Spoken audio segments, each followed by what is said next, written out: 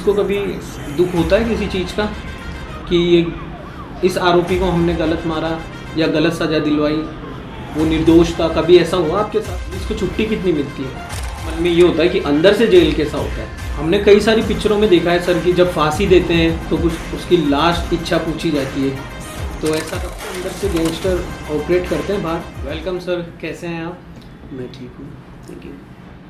Sir सबसे पहले हम आपसे ये जानना चाहेंगे, जो पुलिस की छवि है आम नागरिकों के अंदर, मतलब जो पुलिस को नेगेटिविटी से देखा जाता है, उसके बारे में आप क्या बोलना चाहेंगे सर? सबसे पहले तो आपको धन्यवाद कि आपने ऐसे सेंसिटिव इशू पे बात करना चाहा। पुलिस की जो नेगेटिव इमेज है वो जहाँ तक मैं समझ पा रहा हूँ, पुराने समय से जो पुलिसिंग थी जी, उसी का एक ट्रेंड चला आ रहा है, वही छवि पुलिस के लिए बनी। वर्तमान परिदृश्य में पुलिस का काम इससे बहुत ऊपर है। Police law and order, investigation और सामाजिक सरोकार के अंदर बहुत एक्टिव है, इसलिए पुलिस की छवि दिनों दिन बेहतर होती जा रही है। और अब ये कहना बहुत ज़्यादा मेरे हिसाब से अतिशयोक्ति होगी कि पुलिस बहुत वेलफेयर में आ गए हैं और बाकी दूसरे जो एजेंसीज़ है उनसे कोऑर्डिनेट करके सबसे ट्रांसपेरेंट एजेंसी पुलिस है और ये अपनी छवि सुधारने में अपना भरसक प्रयास कर रही है। और आने वाले समय में आपको सुनने को मिलेगा कि सभी एजेंसियों में सबसे बेहतरीन एजेंसी पुलिस है, जो फ्रंट पे रह के पूरा रोड पे खड़े होकर काम करती है और हर एक आदमी को राहत पहुंचाने में अपनी तरफ से अपना भरपूर योगदान देती है। सर सेकंड, पुलिस की जो एफआईआर होती है, जैसे कोई आपके पास अनएजुकेटेड पर्सन आ जाता है, तो एफआईआर जब होती है पुलिस की, तो वो अनएजुकेटेड खुद कंप्लेंट कैसे भरेगा अपनी? उसके लिए कुछ आपके पास राय है? क्योंकि जब भी हम लोग आते हैं तो पुलिस प्रशासन यही बोलता है कि आप अपनी कंप्लेंट खुद लिख के दें। बिल्कुल, मैं आपको स्पष्ट कर देना चाहता हूँ कि कभी भी कोई ऐसी हमारी जानकारी में आता है कि कोई व्यक्ति नहीं लिख सकता है तो उसके लिए हम कोई अल्टरनेट रूट निकालते हैं। ऐसा प्राय देखा गया है कि जब भी किसी की एफआईआर पुलिस पर्सन द्वारा या किसी दूसरे पुलिस से संबंधित व्यक्ति द्वारा लिखी जाती है तो आगे जाके माननीय न्यायालय में एक सवाल ये कई बार उठ जाता है, जो कि मेरे हिसाब से उसका कोई औचित्य नहीं है कि साहब पुलिस ने लिखी थी इसलिए हो सकता है पुलिस ने लिखने में कोई त्रुटि की हो जी। और इससे इस परिवादी के कहे मुताबिक वो बात लिखी नहीं गई है क्योंकि ये पढ़ा लिखा नहीं है। और वो व्यक्ति जब वहाँ इस बात को रखता है कि साहब एफआईआर पुलिस द्वारा लिखी गई, तो पुलिस पे एक तरह का सवाल अराइज हो जाता है कि शायद पुलिस ने कोई इसके अंदर लापरवाही की हो या कोई मिली भगत की हो। तो इससे बचने के लिए पुलिस प्रथम दृष्टया लोगों को सलाह देती है कि अपने स्तर पर ही अपनी समझ से अपने निजी व्यक्ति के द्वारा लिखवाई जाए। फिर भी ऐसा कोई व्यक्ति अनपढ़ है, उसके कोई पढ़ा लिखा व्यक्ति नहीं है, तो ऐसा कोई नहीं है, उसको पढ़ के सुनाया जाता है, उसके बाद उसके सैन हस्ताक्षर जो या अंगूठा लगवाया जाता है। और पुलिस के द्वारा ऐसा कोई कार्य नहीं किया जाता है जिसमें कि ये लगता हो कि पुलिस किसी के साथ भेदभाव कर रही है, लिखने में कोताही बरत रही है। ये किसी इंडिविजुअल पर्सन के साथ रहा होगा, बाकी पुलिस किसी को भी इस चीज़ से लौटाती नहीं कि आप एफआईआर स्वयं लिखो या किसी से लिखाओ। पुलिस डिनाई नहीं करती है, उसका कोई अल्टरनेट निकाल के उसको देती है। मतलब आप ये कहना चाह रहे हैं कि एफआईआर अगर कोई अनएजुकेटेड आ जाता है तो पुलिस का जो स्टाफ होता है वो भी उसकी कंप्लेंट दर्ज कर सकता है? क्योंकि बहुत सारे लोग हैं उनको यही डाउट है कि अगर कंप्लेंट अनएजुकेटेड आ जाए तो वो कैसे लिखें। तो आपने ये क्लियर करा, thank you so much sir. दूसरा हमारा ये है कि जो फीमेल ऑफिसर आपके होते हैं, तो पुलिस की जो ड्यूटी है आपको पता है कितनी हार्ड होती है। इतने सारे आप गैंगस्टरों से मिलते हैं, बहुत बदमाशियाँ चलती है, पुलिस पे भी बहुत खतरा होता है, तो उनके लिए सेफली फील है ये? विशेष तौर से महिलाओं के संदर्भ में मैं बहुत ज़्यादा तो नहीं कह सकता क्योंकि सबका अपना कंसर्न है, महिलाओं का अपना कंसर्न है। पर मेरा 20 साल का एक्सपीरियंस ये कहता है कि पुलिस के अंदर महिलाओं को बहुत बड़े स्तर पर आज़ादी है। महिलाओं को स्टेज बाय स्टेज हमारा एडमिनिस्ट्रेशन, हमारे जो टॉप लेवल के अधिकारी हैं, वो स्पष्ट रूप से इस चीज़ की हिदायत करते हैं कि महिलाओं के साथ बहुत ही ज़्यादा स्मूथ तरीके से पेश आना है। उनकी कुछ निजी समस्याएं होती है जो कि पब्लिकली वो शेयर भी नहीं करती है। ऐसे केसेस में अगर ये माना जाए कि पुलिस उनसे 24 घंटे काम ले या उनकी मर्जी के खिलाफ काम ले, तो ऐसा नहीं होता है। महिलाएं पुलिस में बहुत सेफ है, उनकी बात को बराबर वजन दिया जाता है, उनकी ज़रूरत के हिसाब से उनको छुट्टी मिलती है और उनके अधिकारों का बराबर सम्मान किया जाता है। वर्तमान में आप देखेंगे पुलिस डिपार्टमेंट में हमारे श्रीमान डीजी साहब और राज्य सरकार के द्वारा, स्टेट गवर्नमेंट के अलावा सेंट्रल गवर्नमेंट के द्वारा सभी पुलिस लाइन के अंदर क्रंचेज हाउस बनाए हुए हैं जहाँ कर किसी महिला का छोटा बच्चा है तो वहाँ पर वो अपने बच्चे को सुरक्षित रख सकती है, वहाँ पर केयर टेकर रहते हैं। जब महिला वापस जाके उससे अपने बच्चे को ले सकती है, वहाँ पर बच्चे को पूरा घर जैसा माहौल दिया जाता है, खेलने कूदने पढ़ने हर तरह की फैसिलिटी उसको वहाँ मिलती है। इसके अलावा महिलाएं जब कहीं ट्रांसपोर्टेशन का इशू होता है तो भी पुलिस अपने स्तर पर महिलाओं को कहीं नहीं, पुलिस लाइन से हर तरह का ट्रांसपोर्टेशन मिलता है। और भी जो महिलाएं किसी तरह की रिक्वायरमेंट होती है तो उसमें पुलिस उसको भरसक अपने लेवल पे प्रयास करते हैं कि उसको फुलफिल करे और महिलाओं को कहीं भी ऐसा दोयम दर्जे का महसूस ना हो। कंधे से कंधा मिलाकर महिलाएं हमारे पुरुषों के साथ काम करती है। बाहर ये मैसेज अगर ऐसा है तो मेरे हिसाब से वो उसका कोई औचित्य नहीं। महिलाएं पुलिस में सेफ है और महिलाओं के आने के बाद पुलिस के अंदर अपराध में बहुत ही बड़े लेवल पे कमी आई है, क्योंकि महिलाओं की प्रेजेंस से पुलिस ज़्यादा सेफ महसूस करती है। महिलाओं की प्रेजेंस के कारण दूसरे लोग अनावश्यक आरोप भी नहीं लगाते।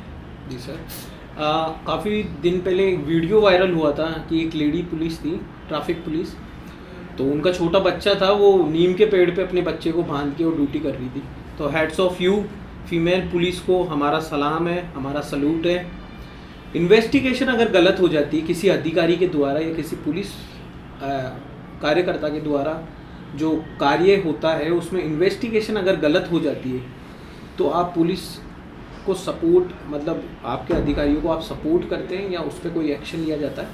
बिल्कुल, इन्वेस्टिगेशन के अंदर जब किसी को प्राइमरी तौर पे इन्वेस्टिगेशन मिलती है उसके अंदर प्रॉपर रूप से मॉनिटरिंग होती है। जी, मैं अगर किसी केस में इन्वेस्टिगेशन कर रहा हूँ, अनुसंधान कर रहा हूँ, तो मुझसे बड़े मेरे जो हायर अथॉरिटी है, मुझसे ऊपर श्रीमान एसीपी साहब, डीसीपी साहब, ब्रेवो साहब, सीपी साहब और श्रीमान डीजी साहब और माननीय न्यायालय प्रॉपर हमारी फाइल के ऊपर मॉनिटरिंग करते हैं। जी, किसी भी स्तर पे उसकी प्रॉपर रिपोर्टिंग होती है, प्रॉपर उसकी डायरी अपडेट होकर माननीय न्यायालय में से लेके हमारे अधिकारियों तक प्रत्येक कार्यालय में वर्तमान में CCTNS के मार्फत हर जगह वो पहुंचती है। तो कोई भी उस फाइल को खोल के देख सकता है कि हमारा काम सही है या गलत। किसी भी स्टेज पर अगर पुलिस की इन्वेस्टिगेशन में कोई किसी तरह का इशू रहता है तो अधिकारी उसको अपने स्तर पर एडवाइजरी जारी करते हैं, संबंधित अधिकारी को बुला के हिदायत करते हैं, सुधार करते हैं। फिर भी अगर इन्वेस्टिगेशन में कोई चूक हो जाती है तो उसमें अधिकारी या माननीय न्यायालय उस फाइल को पुनः अनुसंधान के लिए किसी दूसरे अधिक सक्षम अधिकारी को दे सकते हैं। और जिस अधिकारी ने अनुसंधान किया है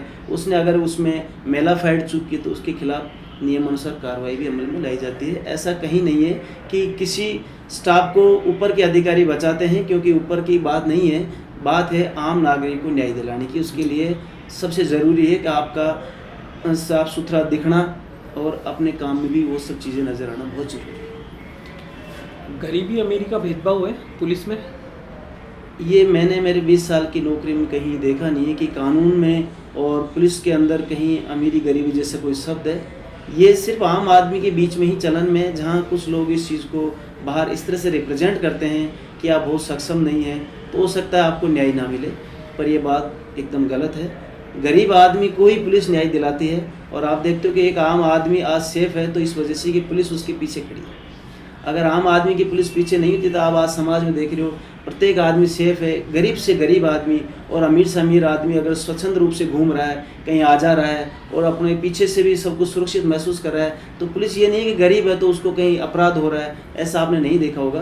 तो पुलिस के नज़रिए से अगर मैं कहूँ तो अमीरी गरीबी ये सिर्फ जनता के बीच में और आम आदमी के बीच में है। पुलिस इससे हटके और इससे बहुत ऊपर के लेवल पर काम करती है। कानून में कोई अमीर कोई गरीब नहीं होता है। कभी ऐसा हुआ है सर किसी केस से रिलेटेड कि कोई बड़े अधिकारी का ज़्यादा आपके ऊपर बर्डन पड़ा है, या कोई केस से रिलेटेड आपको ये लगा कि नहीं यार ये केस गलत है फिर भी अधिकारी मेरे को दबाए जा रहे हैं इस केस के लिए, कभी ऐसा कुछ हुआ है सर? नहीं, मेरे 20 साल के कैरियर में मैंने कभी भी ऐसी किसी स्थिति का सामना नहीं किया जब मेरे हायर अथॉरिटी ने मुझे कभी ऐसा कहा हो कि इस केस के अंदर कभी ऊपर नीचे करना है। बल्कि मेरा ये निजी रूप से मानना है और मैं मेरे डिपार्टमेंट की तरफ से भी कहता हूँ कि पुलिस में एक तरह की अफवाह बाहरी लोगों द्वारा फैलाई जाती है, जिससे कि आम आदमी को पुलिस तक पहुँचने के बीच में एक सिस्टम डेवलप कर दिया जाए कि हम बीच में रहेंगे, जिससे कि वो पुलिस से सीधा ना जुड़े, जबकि ये ऐसा नहीं है। पुलिस के अंदर कभी भी हायर अधिकारी अपने सबऑर्डिनेट को ये नहीं कहता है कि आप इसके अंदर ऐसा करें। ऐसा मैंने ना सुना है ना देखा है। ये सिर्फ दूसरे माध्यमों से ही, जैसे कि आपने बताया, यहीं से मुझे सुनने को मिलता है। पुलिस के अंदर कहीं भी ऐसा नहीं है। नहीं, बहुत सारे लोगों को ऐसा लगता है, इसलिए हमने ये सवाल आपसे पूछा। बहुत सारे लोगों को ऐसा इसलिए लगता है कि जब आदमी को उसके मुताबिक न्याय नहीं मिलता है तो वो किसी न किसी पे उस चीज़ का ब्लेम लगाता है। जब कोई केस हमारे पास आता है तो उसमें एक परिवादी होता है और एक आरोपी होता है। स्वतः ही आरोपी के जब खिलाफ जाते हैं तो आरोपी हम पे आरोप लगाता है। परिवादी न्याय चाहता है। अब न्याय के दौरान आप किसी एक पक्ष के साथ तो सख्ती बरतेंगे ना। अगर परिवादी गलत है तो परिवादी के साथ, और आरोपी गलत है तो आरोप। जब किसी एक पक्ष को पीड़ा होती है तो वो इस तरह की बयानबाजी करता है। बाकी पुलिस के स्तर पर कहीं भी कोई ऐसा नहीं होता। पुलिस पूरा पारदर्शी तरीके से काम करती है। पुलिस को कभी दुख होता है किसी चीज़ का कि ये इस आरोपी को हमने गलत मारा या गलत सज़ा दिलवाई, वो निर्दोष था, कभी ऐसा हुआ आपके साथ? पुलिस एक ऐसी एजेंसी है कि जहाँ 24 घंटे काम करते समय कई बार ऐसा होता है कि बहुत ज़्यादा जल्दबाजी में, या कई बार घटनाक्रम इतना ज़्यादा जल्दी होता है कि हम निर्णय नहीं ले पाते कि क्या गलत हुआ क्या सही है। फिर भी हम इस चीज़ का पूरा ध्यान रखते हैं, किसी निर्दोष को कोई भी पनिशमेंट ना मिले, भले ही उसकी जगह कहीं दोषी को राहत मिल जाए तो निर्दोष को पनिशमेंट नहीं मिलना चाहिए, ऐसा आप ध्यान रखते हैं। एज ए मानव, एज ए ह्यूमन बीइंग, हम भी इंसान हैं। हम कोई भगवान नहीं है कि सामने खड़े आदमी को एकदम जज कर पाएँ कि अपराधी है या निर्दोष है। चूक हो जाती है पर वो बोनाफाइड होती है, वो मेलाफाइड नहीं होती। पुलिस को छुट्टी कितनी मिलती है? पुलिस को छुट्टी का ऐसा है कि कांस्टेबल टू सब इंस्पेक्टर हमारे साल भर में उसको 25 छुट्टियाँ मिलती हैं। वो अपनी सुविधा के हिसाब से, ज़रूरत के हिसाब से ले सकता है। वो छुट्टी उसके लिए कोई बहुत बड़ा अधिकार नहीं है कि वो मैं लूँ, ऐसा नहीं है पुलिस के अंदर। क्यों? पुलिस की ड्यूटी ऐसी होती है कि इसके अंदर 24 घंटे रहना पड़ता है, प्लस बहुत बड़े स्तर पर जिम्मेदारियां पुलिस की होती है। बाकी डिपार्टमेंट्स के पास वो उतनी जिम्मेदारियां होती या नहीं होती है, पर पुलिस में चूंकि मैं काम कर रहा हूं तो मैं समझ पा रहा हूं कि पुलिस की प्रेजेंस, पुलिस के किसी काम में इन्वॉल्व होना, उसका अगर 24 घंटे काम नहीं करेगा तो किसी दौरान कोई मुलजिम कहीं आ रहा है और आप छुट्टी लेके बैठे हो तो उस मुलजिम को आप कैसे पकड़ेंगे? इसलिए कोई ज़रूरी है कि आप छुट्टी लेने की जगह पहले उस मुलजिम को राउंड अप करें। वो अधिकार नहीं कि नहीं मैं तो छुट्टी लूँगा, मुलजिम कहीं जाए। इसीलिए ये कहा जाता है कि पुलिस में छुट्टी में थोड़ी सी सख्ती रहती है। सच्चाई है, पुलिस पब्लिक को न्याय दिलाने के लिए है, तो थोड़ा उसमें दुख है। और चूँकि जो पुलिस में भर्ती होता है वो इस चीज़ से वाकिफ़ है, परिचित है कि पुलिस के अंदर ये सच्चाई है, तो उसको स्वीकार कर लेना चाहिए और इसी के साथ चलना चाहिए। बाकी पुलिस में ऐसी कोई प्रताड़ना नहीं है कि आदमी पुलिस में रहता है तो उसको छुट्टी नहीं मिलती है। छुट्टी उसको ज़रूरत के हिसाब से मिलती है। अच्छा, बहुत सारे लोग हैं जो ये जानना चाहते हैं, जो लोग जेल नहीं गए अभी तक, जेल जाना चाहें। अगर ऐसा तो कोई नहीं है कि जेल जाना चाहे, लेकिन बहुत सारे लोगों के मन में ये होता है कि अंदर से जेल कैसा होता है। जेल के बारे में बहुत बड़े लेवल पे मैं कोई भी अपनी तरफ से खुलासा भी नहीं कर सकता, नहीं मुझे करना चाहिए, क्योंकि सब एजेंसियों का अपना एक जुरिडिक्शन है, उसका अपना एक मर्यादा है। उसके बारे में आपको बहुत जानकारी जेल प्रशासन ही दे सकता है। मैं आपको फौरी तौर पे आपको जानकारी दे सकता हूं कि जब कोई मुलजिम हमारे पास आता है तो हम उसको अरेस्ट करते हैं, माननीय न्यायालय में पेश करते हैं, न्यायालय के आदेश से उसको जेल भेजते हैं। जेल भेजना किसी को कोई पनिशमेंट नहीं है।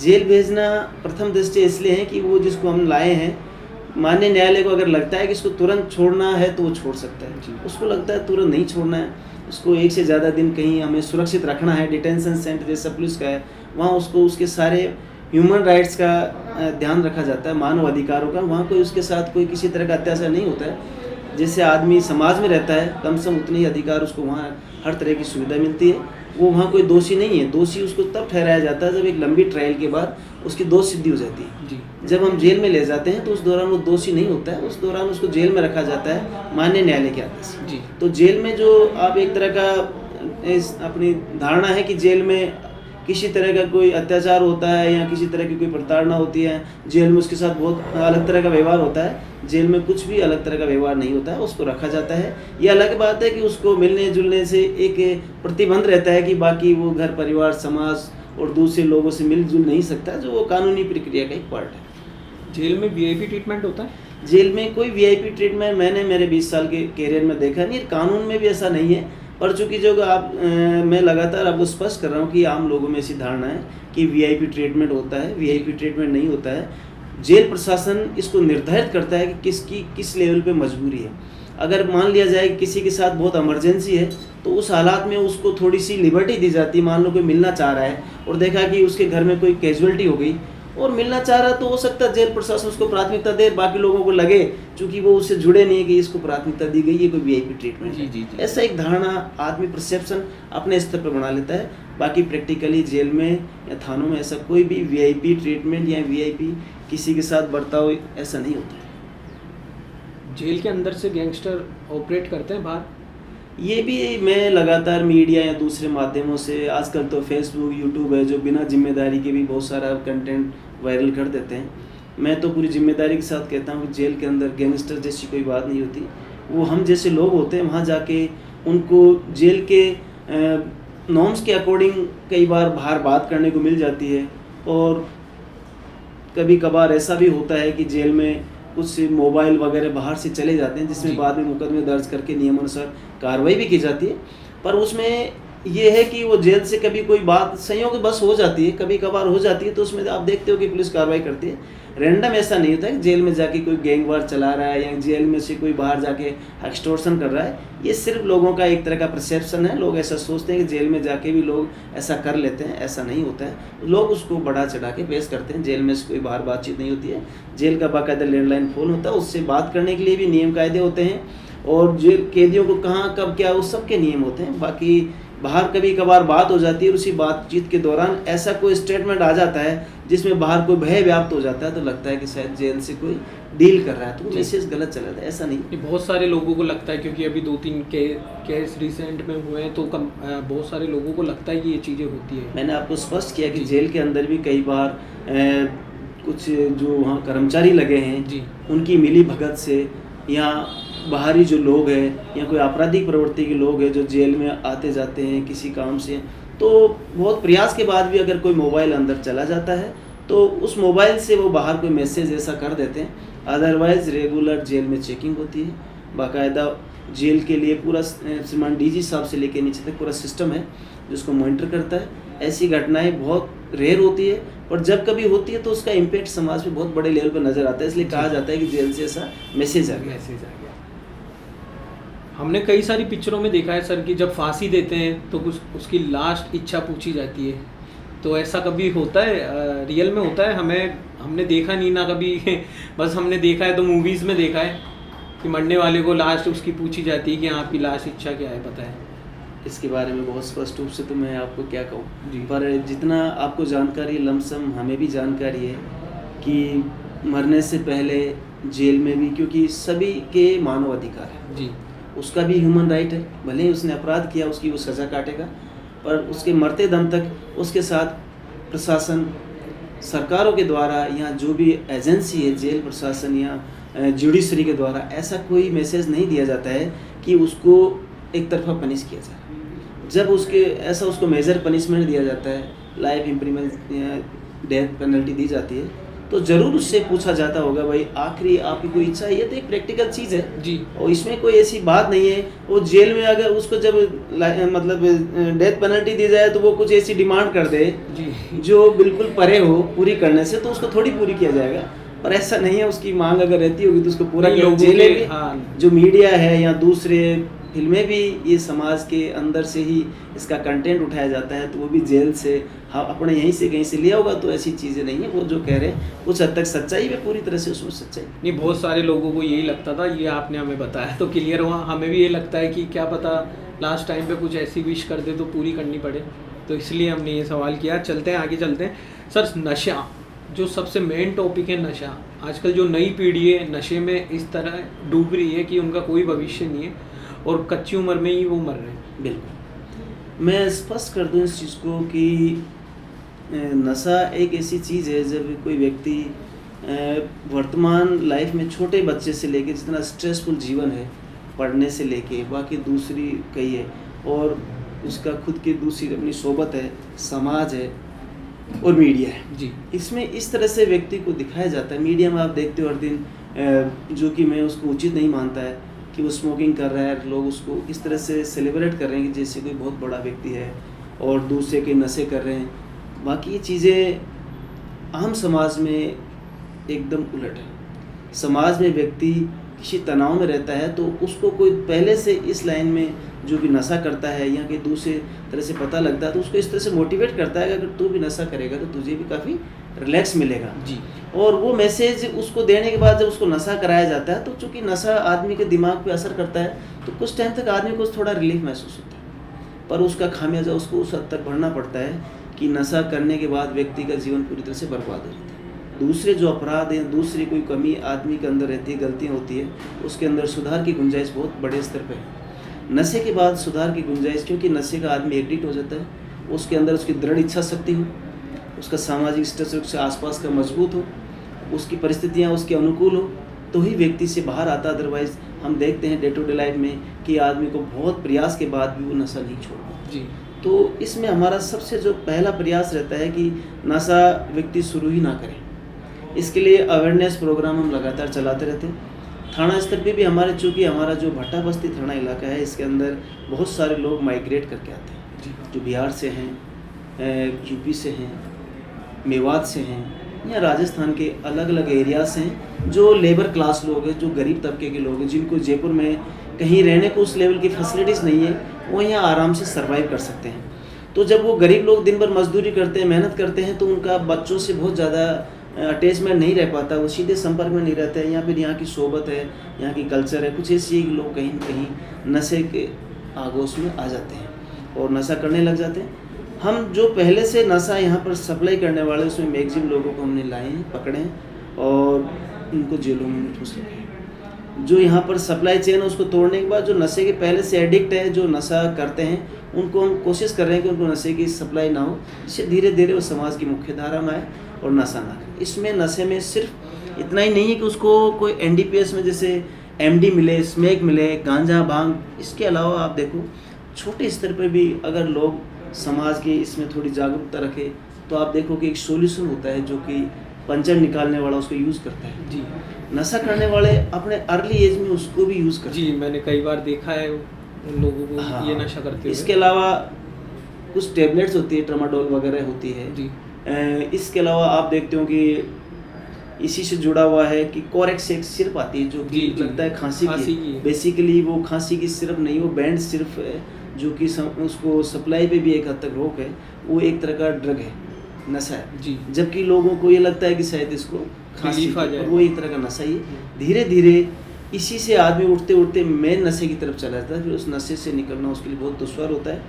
हम लगातार प्रयास कर रहे हैं कि हमारे इलाके में जहाँ हमें विशेष तौर से लगाया गया, जहाँ की जिम्मेदारी मेरी है, वहाँ में इस पर काबू पाने का मेरे स्टाफ और पूरे प्रशासन, हमारे अधिकारियों के सहयोग से कोशिश करें कि इस पर रोक लगाई जा सके। ठीक है सर, आगे चलते हैं। एनकाउंटर जो होते हैं वो सारे रियल होते हैं? एनकाउंटर सारे रियल होते हैं, इसमें कोई शक-शुबा नहीं है। आप इस चीज़ को इस तरह से देखें कि जब पुलिस कोई काम करती है तो ऐसा तो नहीं है कि पुलिस जाएगी और आदमी सीधा खड़ा रहेगा, आदमी भी भगता है, पुलिस भी पीछे भगती है, आगे पीछे। तो एनकाउंटर तो रियल होता है। लोग उसको इस तरह से जस्टिफाइड करते हैं कि एनकाउंटर होने के दौरान ज़्यादातर लोगों की प्रेजेंस तो वह नहीं होती है। लोग उसके बारे में फिर कयास लगाते हैं कि साहब ऐसा नहीं हुआ होगा, पुलिस ने ही जाती की होगी। बाकी पुलिस मेरे हिसाब से किसी व्यक्ति विशेष से पुलिस की सीधी कोई नाराज़गी नहीं होती है। पुलिस समाज में कानून व्यवस्था बहाल करने वाली एजेंसी है। आज मैं यहाँ काम कर रहा हूँ, इस इलाके के किसी व्यक्ति से मेरी कोई नाराज़गी नहीं। अगर वो आदमी अपराधी है, अपराध के अंदर लगातार अपनी भूमिका निभा रहा है और हमें ऐसा महसूस होता है कि उस आदमी का पकड़ा जाना ज़रूरी है, जब उस आदमी को हम पकड़ते हैं उसके पास ऑलरेडी वेपन होता है और जब वेपन से आमना सामना होता है तो पुलिस चूँकि प्रोफेशनल होती है, हमें शूटिंग का प्रॉपर अनुभव रहता है। उसका हो सकता है हमसे कम हो, उसकी गोली मिस होती होगी, हमारी गोली लग जाती होगी, तो पब्लिक में ऐसा मैसेज आता है कि पुलिस ने शायद उसको गलत तरीके से हिट किया होगा। बाकी ऐसा नहीं है, पुलिस पूरी संजीदगी से अपना काम करती है कि जवाबदेही पुलिस की भी होती है। पुलिस के ऊपर बहुत सारी एजेंसियां मॉनिटर करती हैं। एनकाउंटर प्रॉपर ही होता है। कई बार ऐसा लगता है, ये मैन टू मैन डिपेंड करता है, एक आदमी विशेष की चूक की वजह से पूरे सिस्टम को दोषी नहीं ठहरा सकते कि एक आदमी की गलत गोली से पूरा पुलिस डिपार्टमेंट गलत है, ये नहीं कर सकते। हो सकता है कि ये कोई आदमी हो जो इसी विचारधारा को हो, इसी मानसिकता से ग्रसित हो कि वो कुछ गलत हो, तो उसको भी डिपार्टमेंट की तरफ से पनिश किया जाता है। ऐसा नहीं कि उसको कोई छूट मिलती है, उसके खिलाफ कार्रवाई होती है। बाकी मैं निजी रूप से और मेरे डिपार्टमेंट के मेरे अनुभव से ये कह सकता हूँ कि एनकाउंटर पहली बात तो पुलिस करना चाहती नहीं है। अगर ऐसी कोई परिस्थिति होती है तो उसके अंदर एनकाउंटर 100% रियल ही होते हैं। सर अभी तक अब आपके ट्रांसफ़र कितने हो चुके हैं? मेरा ट्रांसफ़र काफ़ी हो चुके हैं। मैं 20 साल में, मुझे आइडिया है कि 20 साल में 20 बार तो ही गए होंगे, 10-20 बार तो ही गए, पर कोई नहीं, पुलिस में ट्रांसफ़र होना भी एक प्रक्रिया का पार्ट है जी। और ऐसी कोई बात नहीं। ट्रांसफ़र में आप कहीं जाते हो तो नया अनुभव मिलता है। जी। मैं तो कहता हूँ कि आपको 6 महीने से ज़्यादा रहना नहीं चाहिए, क्योंकि नई जगह ज़िंदगी में आपके पास तो टाइम कम होता है सीखने का।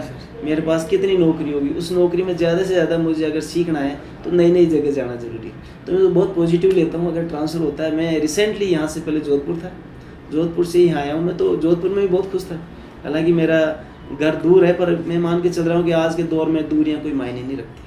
आपके पास अच्छी सड़कें, अच्छे संसाधन है, आप अपने घर आराम से कभी आ जा सकते हैं। वो नहीं है कि पहले की तरह कि आपके घर से बहुत दूर है, घर का वियोग सह रहे हैं घर के पीछे, ऐसा नहीं है। पुलिस में ट्रांसफ़र पॉजिटिव है, नेगेटिव रूप में इसको कोई नहीं लेता है।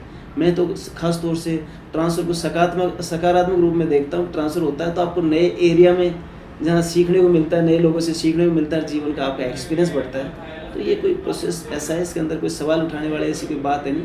ट्रांसफ़र होते हैं और होते रहेंगे। कभी कोई केस की वजह से ट्रांसफ़र हुआ? ट्रांसफ़र केस की वजह से मेरा कभी नहीं हुआ। आज मेरे 20 साल के कैरियर मेरा शिकायतन कभी ट्रांसफ़र नहीं हुआ। अगर मेरा ट्रांसफ़र हुआ तो वो एक प्रोसेस से हुआ। जिस किसी थाने में मैं रहा हूँ, मुझे अगर 2.5 साल का वहाँ मेरा जो टेन्योर है तो 2.5 साल का पूरा होने के बाद ही मेरा ट्रांसफ़र। आज तक 20 साल में मेरा कभी शिकायतन कहीं कोई ट्रांसफ़र नहीं हुआ है, बल्कि मैंने वॉलंटरीली प्रयास किया, भाई कोई मुझे यहाँ इतना टाइम हो गया, मैं जाना चाहता हूँ, तो एफर्ट्स करने के बाद ही मेरा ट्रांसफ़र। मेरे अधिकारियों ने कभी मेरे पे विश्वास नहीं किया और मेरे पूरा फेथ रखा है। मेरा ट्रांसफ़र शिकायत के हिसाब से तो आज तक नहीं हुआ, भविष्य में अगर होता है तो वो एक देखा जाएगा। ओके सर, लास्ट क्वेश्चन, कोई ऐसा केस जो अभी तक आपके जहन में है कि हाँ ये केस ऐसा था कि इस केस में मैं भी बच गया या मेरी पुलिस प्रशासन भी बच गई, कोई ऐसा केस कुछ याद हो आपको जो आपको सबसे खतरनाक लगा हो अभी तक आपके 20 साल के करियर में? ऐसा कोई केस जिसमें मैं बच गया, ऐसी तो कोई बात नहीं है, क्योंकि हम जब कोई काम करते हैं तो पूरी संजीदगी से करते हैं जी। ये ज़रूर है, कुछ लैंडमार्क केसेस होते हैं जिसके अंदर हम काम करते टाइम लगता है कि इसके अंदर बहुत ही आइडियल केस है। जान को खतरे वाले केस तो सभी होते हैं। जब आप जाते हो कहीं किसी मुलजिम को पकड़ने, तो आपको ये आइडिया नहीं होता है कि मुलजिम के पास क्या वेपन है। नहीं, वो एक डर आप साथ लेके जाते हैं कि कौन से वेपन होंगे, क्या होंगे, कौन से हथियार होंगे। ऐसे केसेस हमारे पास है, पर वो ऑफिशियली उसका कोई उचित ऐसा नहीं, हम डे टू डे में ऐसे फेस करते रहते हैं। इसको बताने वाली कोई बात नहीं। जहाँ भी काम करते हैं, 1-2 व्यक्ति, एक से ज़्यादा अपराधी उस एरिया में ऐसे होते हैं जो कि न्यूसेंस होते हैं, और हम उससे थोड़ा सा अलर्ट मोड पे रहते हैं। बाकी ऐसा मैसेज हम नहीं देना चाहते कि हम किसी से डरते हैं। कोई ऐसा हमें किसी से डरने की ज़रूरत नहीं होती। और हम जिस दिन ये तो हमारा तो इस तरह का जॉब है कि कभी हम भी उसमें असॉल्ट हो जाते हैं। बहुत सारे केसेस आपने देखे होंगे, हमारे डिपार्टमेंट के खूब सारे इंजर्ड हो जाते हैं, मारे जाते हैं अधिकारी। ऐसी कोई बात नहीं, वो पार्ट ऑफ जॉब है। जब आप अपराधियों के साथ आपका सामना हो रहा है, आप किसी कोई आम आदमी के साथ डील नहीं करते हो कि अपराधी के साथ, तो उसमें संभावना रहती है कि दोनों तरफ से आपके साथ भी कोई हादसा हो सकता है। और इसको बहुत ज़्यादा मुझे ग्लैमराइज करने की ज़रूरत नहीं, ये पार्ट ऑफ जॉब, ऐसी कोई बात। तो कभी सर ऐसा हुआ है कि कोई गैंगस्टर हो या कोई बड़ा अपराधी हो आपके सामने आया सुधर के? हाँ, ये चीज़ तो है। बहुत सारे ऐसे अपराधी हैं जिनके मैं नाम तो नहीं लूँगा इस स्टेज से, पर जो जेल से छूट के आते हैं, कुछ साल बाद मिलते हैं तो कहते हैं कि सर उस टाइम जब मैं जेल गया था, जब आपने पकड़ा था, उसके पहले तक मेरा ट्रैक रिकॉर्ड ये था। फिर जेल में गए कुछ दूसरी एजेंसियों से, तो बहुत सारे लोगों से वास्ता पड़ता है। उसमें कुछ गिने चुने लोग होते हैं जो समाज की मुख्य धारा में वापस आ जाते हैं। वो बेसिकली अपराधी किसी परिस्थितिवश बनते हैं, वो कोई प्रोफेशनल तरीके से अपराधी नहीं होते हैं। ऐसी परिस्थितियाँ पैदा हो जाती है कि उसको उससे अपराधी बने, यानी झगड़ा हुआ, गुस्से में आपने किसी को मार दिया, वो मर गया, तो वो कोई हत्यारा नहीं है। और परिस्थिति ऐसी होगी, उसके बाद जब वो जेल जाता है, वापस आता है, तो वो सुधार की तरफ ही बढ़ता है। ऐसा हमारे खुद के भी मेरे परिचित हैं, वो भी हमने देखा है। आजीवन की सज़ा काट के आए हैं, अभी अपना जीवन जी रहे हैं। अपने बच्चे को खुली जेल में पढ़ाया है, पढ़ा लिखा के बच्चे को इंजीनियरिंग बनाया, खुली जेल में बच्चा पढ़ता था। तो वो इस चीज़ से हमें भी देखने को मिलता है कि अगर कोई ऐसा व्यक्ति होता है तो हम भी अपनी तरफ से प्रयास करते हैं कि उसको कोई किसी तरह की मोटिवेशन चाहिए, कोई संसाधन चाहिए, आर्थिक सहायता चाहिए, तो हम भी अपने लेवल पे, ऐसी कोई बड़ी बात नहीं। अच्छा, अगर कोई इंसान सुधार चाहता है तो हम उसके लिए पूरा साथ खड़े रहते हैं। बहुत सारे केसेज हैं बहुत सारे लोग हैं जो हमारे संपर्क में हैं, जो कि समाज की मुख्य धारा में आए, और ये सारा प्रोसेस इसीलिए ही है, ये जेल, ये गिरफ्तारियाँ, ये आदमी को सुधारने के लिए ही है। कुछ एक लोग सुधरते नहीं हैं, तो उसके बारे में मैं अपनी तरफ से कुछ नहीं कर सकता, क्योंकि वो तो जी सर एक अलग दिशा में चले जाते हैं। Okay, thank you so much sir.